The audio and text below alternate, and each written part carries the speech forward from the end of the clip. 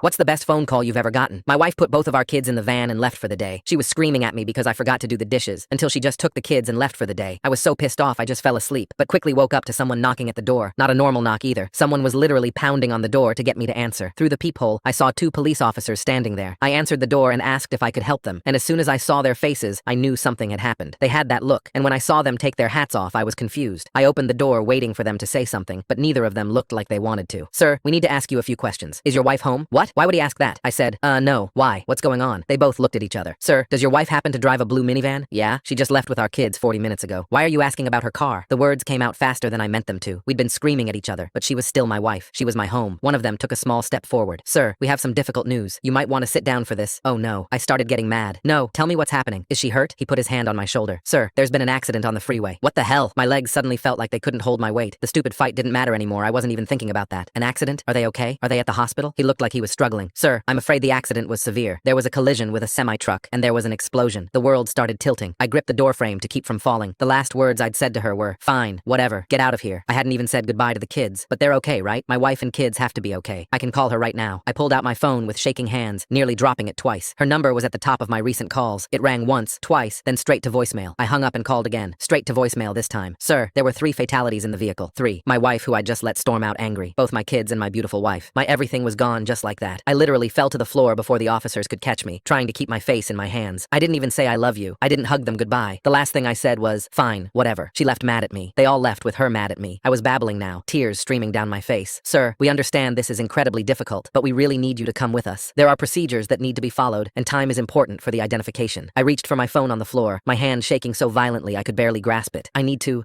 tell her I'm sorry. I need to. I tried to stand, but my legs wouldn't work. Let me just, one more time. My sweet girl. I started to dial her number again, but as I was typing it, my phone rang in my hand. Both of the officers looked up suddenly and saw the unknown number on my screen. I almost didn't answer, because how could I talk to anyone right now? I wasn't about to answer some scam caller in the middle of this, but before I could decline it, one of the officers said softly, Sir, you should probably get that. Sometimes hospitals call from different numbers. That might be an update on them. I sat up with what little energy I had left, figuring he was right. But as soon as I put the phone on speaker, I heard, hello? The word came out as a broken whisper. I said, hello? Who is this? Then I heard the voice more clearly. Hey, don't you dare hang up on me. It was her, clear, alive, and absolutely furious. But how? I completely froze. Baby? I said into the speakerphone. Yes, it's me. And before you say anything, I'm still mad at you about this morning. But listen, I'm calling from some rando lady's phone because mine died. I couldn't stop myself from unloading this emotional baggage. I'm so sorry. I'm so sorry, and I love you so much. What? Are you crying? What's wrong with you, you baby? I felt a smirk on my face. Anyways, I need you to come get us. We stopped at the grocery store to get snacks, but when we came back, the van was gone. I guess someone stole it or something. I ugly cried my eyes out. That was the best bad news I've ever heard.